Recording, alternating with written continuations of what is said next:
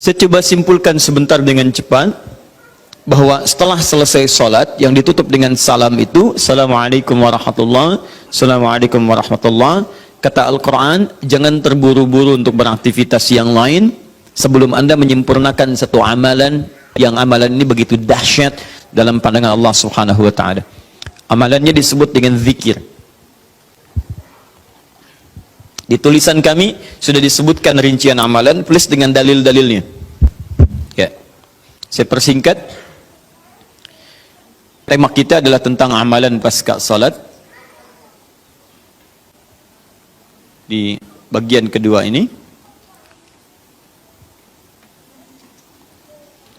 Baik. Ini tema kita. Kemudian amalan besarnya adalah zikir.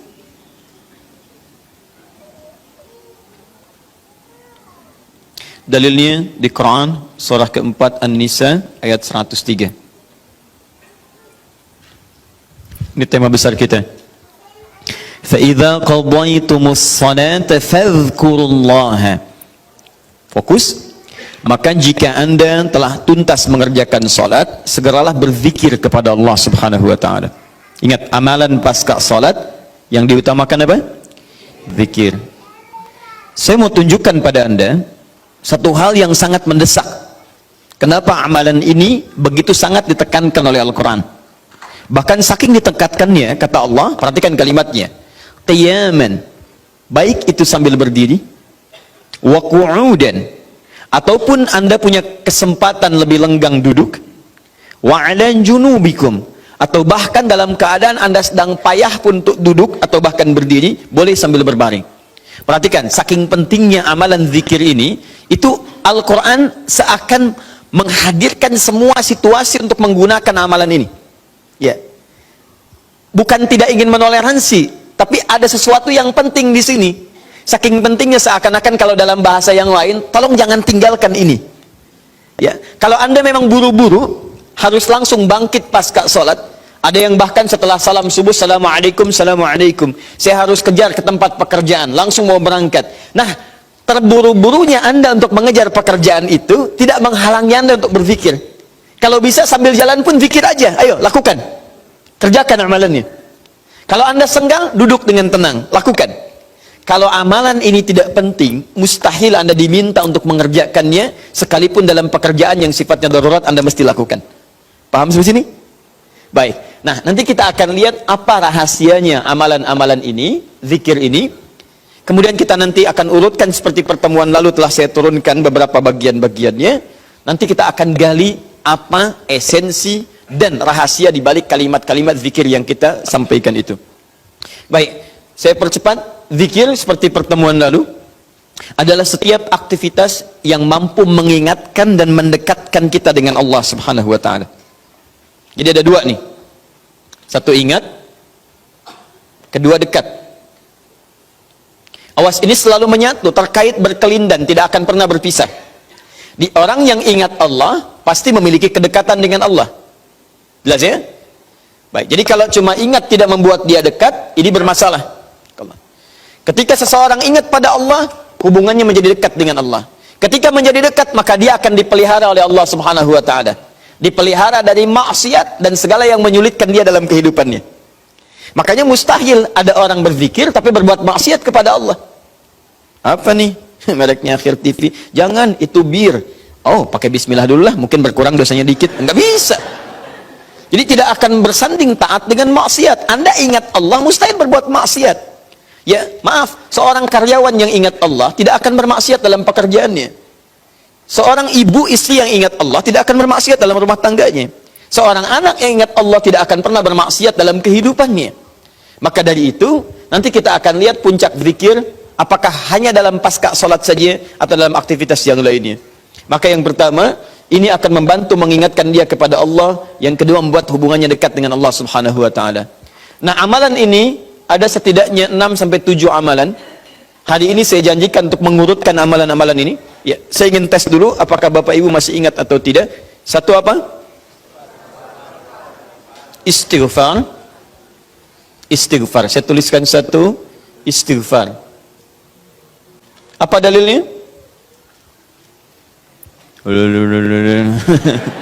Cepat saja, kalau tidak tahu katakan apa? Allahu a'lam. Baik, masih ingat? Saya sebutkan kemarin hadis Nabi di riwayat Muslim hadis 591. Masih ingat? Baik, ini ada istighfar. Baik, yang kedua apa? Allahu a'lam. Enggak ada, Bu, Allahu a'lam. Baik. Assalamualaikum warahmatullahi wabarakatuh. Assalamualaikum warahmatullahi wabarakatuh. Astagfirullah, astagfirullah, astagfirullah. Allahu a'lam, Allahu a'lam. Enggak ada. Baik. Baik, kita lihat ini istighfar atau masuk kepada kalimat thayyibah. Dalilnya Quran surah keempat ayat 103, kan? Kemudian yang kedua, bisa juga bacaan Al-Quran. Bacaan Al-Quran. Baik, Quran surah ke-15, dalilnya ayat ke-9. Ya inna nahnu nazzalna dzikra. Kami telah turunkan Al-Quran sebagai zikir. Jadi kalau Anda baca Al-Quran, itu Anda sedang berzikir. Kemudian bisa juga hafalan Al-Quran. Anda menghafal misalnya.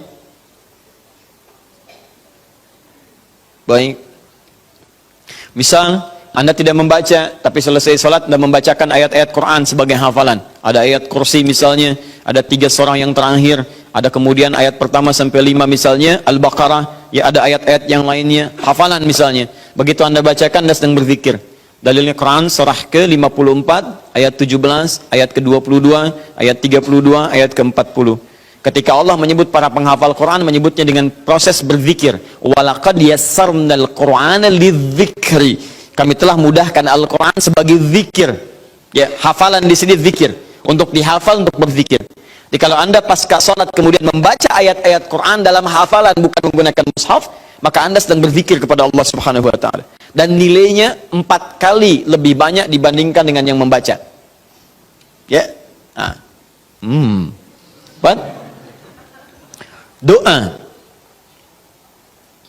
Doa itu juga sebagai zikir. Ya, Quran surah ke-7 misal dalilnya ayat 205. Wadhkur rabbaka fi nafsika tadarruan wa khifatan wa dunal jahri minal qaul. Ketika Allah meminta kita berdoa, kalimat doanya dalam bahasa perintah menggunakan kata zikir. Wadhkur rabbaka. Ayo minta, berdoa, sebut zikir kepada Rabbmu dalam dirimu. Dengan perasaan penuh harap, penuh ketawaduan, minta kepada Allah. Di ketika Anda diminta untuk memohon berdoa kepada Allah, kalimat doa itu menggunakan zikir. Jadi ketika Anda sedang berdoa, Anda sedang berzikir. Bukankah saat berdoa Anda ingat kepada Allah? Bukankah saat berdoa keadaan Anda menjadi lebih dekat dengan Allah? Nanti kita akan lihat doa apa yang biasa dibaca Nabi pasca sholat dan seperti apa cara memohonnya. Ada rahasianya. Anda tidak menggunakan ini, sangat disayangkan. Anda kehilangan momentum, dipercepat untuk memudahkan seluruh proses kehidupan Anda. 5, masih ingat? Salat. Salat. Nanti ada lagi amalan. Pasca salat, ada salat. Di begitu selesai, Assalamualaikum, Assalamualaikum. Kapan kemudian ini kita mesti tunaikan salat yang ini? Dan ada rahasianya juga. Bahkan salat yang ini boleh jadi akan memberikan syafaat dengan izin Allah kepada hamba-hamba yang dirasakan kurang amalnya. Karena ketika amalan-amalan fardu tidak bisa menolong Anda dari proyek akhirat yang telah Anda cita-citakan untuk masuk surga itu, maka yang akan dicari pertama kali diantaranya adalah amalan yang ini. Maka Anda ketinggalan dari itu yang bisa membuat situasi tegang saat di akhirat. Hati-hati, Anda ketinggalan handphone, perasaan luar biasa sedihnya. Balik lagi ke An-Nur, dicari-cari lewat CCTV.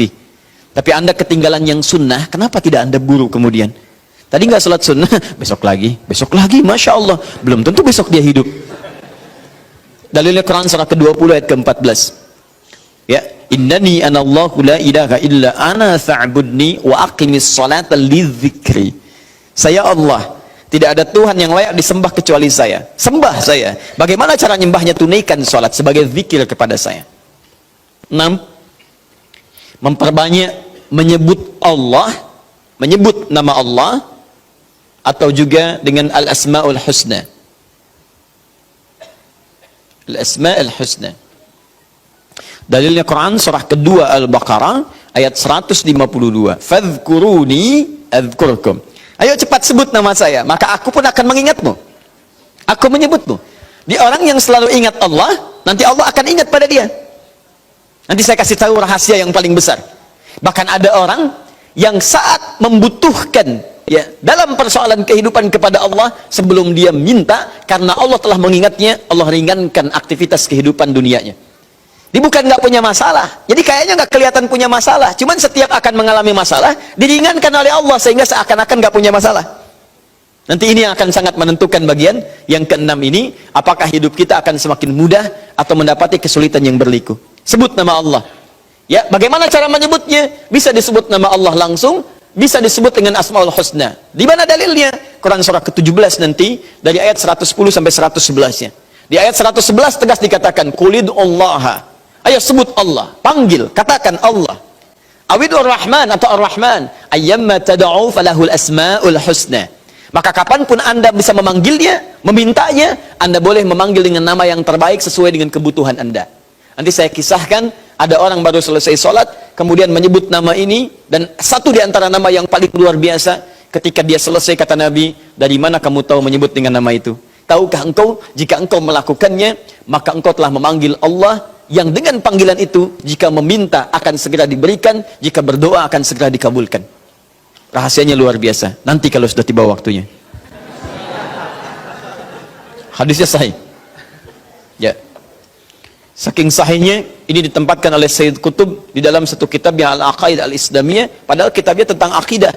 Ketika membahas tentang asma wa sifat, nama-nama Allah Subhanahu wa taala. Hadis ini dimasukkan, padahal hadis ini amalan tentang amalan pasca salat. Ketujuh, bagian terakhir. Ini adalah indikator yang paling penting, yang terakhir ini, sampai saya pisahkan tersendiri dalam aktivitas harian. Zikir paripurna. Ini yang zikir paripurna. Makanya saya kasih garis. Ini amalan pasca salat, disebut dengan zikir, bukan amalan biasa, tapi semua amalan ini akan dibawa kepada seluruh aktivitas hariannya.